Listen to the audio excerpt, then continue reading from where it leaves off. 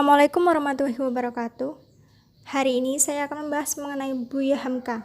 Buya Hamka itulah julukannya. Buya itu sebutan dari orang Minangkabau, sedangkan Hamka itu adalah singkatan dari nama panjangnya. Haji Abdul Malik Karim Amrullah itulah nama panjangnya, atau lebih dikenal dengan julukan Hamka, yakni singkatan dari nama panjangnya. Beliau lahir di Kampung Molek Maninjau, Sumatera Barat pada 17 Februari 1908 dan ia meninggal dengan Siti Raham dikaruniai oleh 3 orang anak.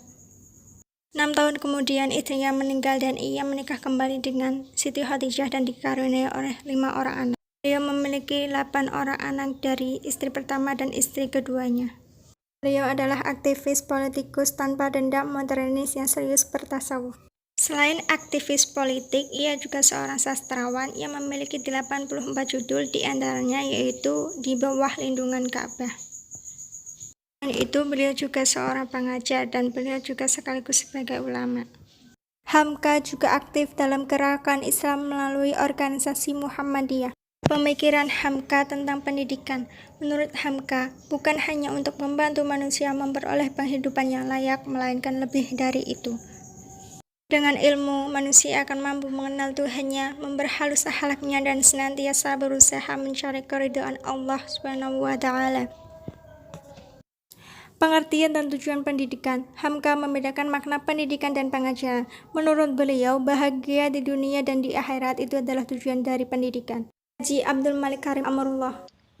Selain aktif dalam soal keagamaan dan politik, Hamka merupakan seorang wartawan, penulis, editor, dan penerbit. Hamka juga menghasilkan karya ilmiah Islam dan karya kreatif seperti novel dan cerpennya. Karya ilmiah terbesarnya yaitu Tafsir Al-Azhar, ada 5 jilid, dan novel-novelnya yang mendapat perhatian umum dan menjadi buku teks sastra di Malaysia dan Singapura. Termasuklah judul novel itu Tenggelamnya Kapal Van der Wijk, Di Bawah Lindungan Ka'bah, dan Merantau ke Delhi.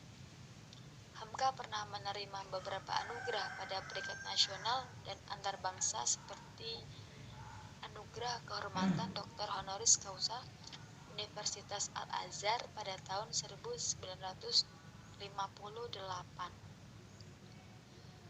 Kemudian Hamka telah meninggal dunia pada tanggal 24 Juli tahun 1981.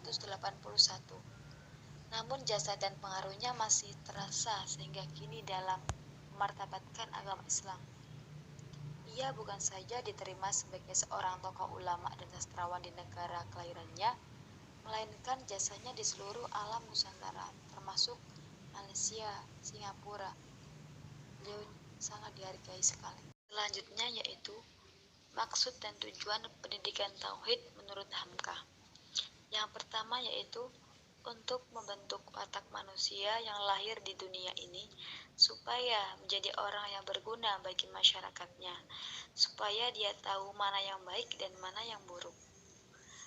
Nah, dari paparan di atas bahwa tujuan pendidikan tauhid ini yaitu untuk membentuk watak seseorang muslim yang beriman kepada Allah Subhanahu wa taala serta mampu mengimplementasikan nilai-nilai keimanan dalam kehidupan bermasyarakat sehingga mampu menjadi orang yang berguna bagi masyarakatnya.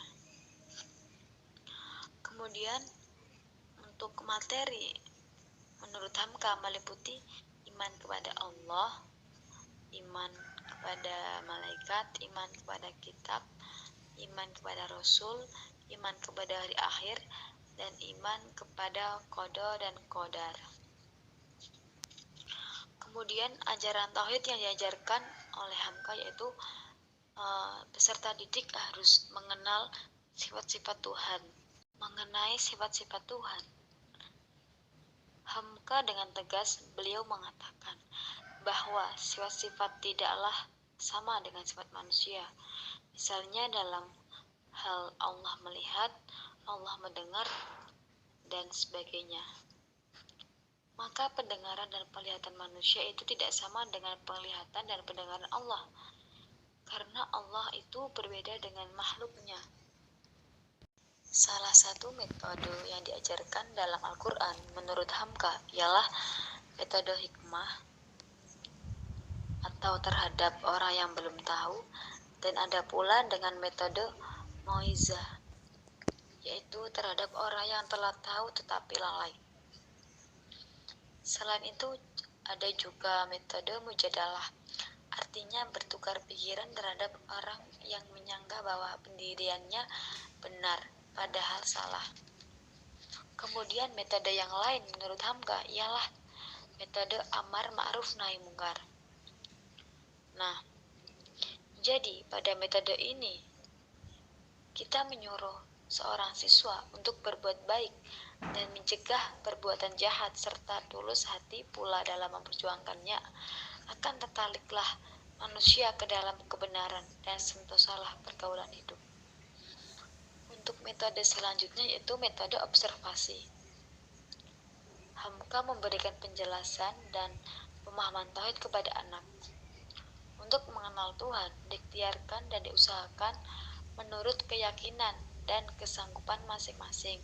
Misalnya dengan menilik alam, memperbanyak ilmu, dan mengkaji sifat-sifat Tuhan. Kemudian untuk fungsi pendidikan tauhid. Pendidikan tauhid dari kacamata individu berfungsi mengembangkan potensi keagamaan anak didik sehingga dapat tumbuh dan berkembang dengan baik. Pendidikan tauhid juga dapat menemukan sikap optimis dan tegas dalam hidup, kebebasan jiwa, kemerdekaan pribadi, dan hilangnya rasa takut menghadapi segala kesukaran hidup sehingga tidak ada bedanya antara hidup dan mati. Hamka juga mengatakan bahwa tauhid akan memberikan cahaya sinar dalam hatinya dan memberi cahaya dalam otak, sehingga segala hasil yang timbul daripada awal dan usahanya mendapat cap tauhid.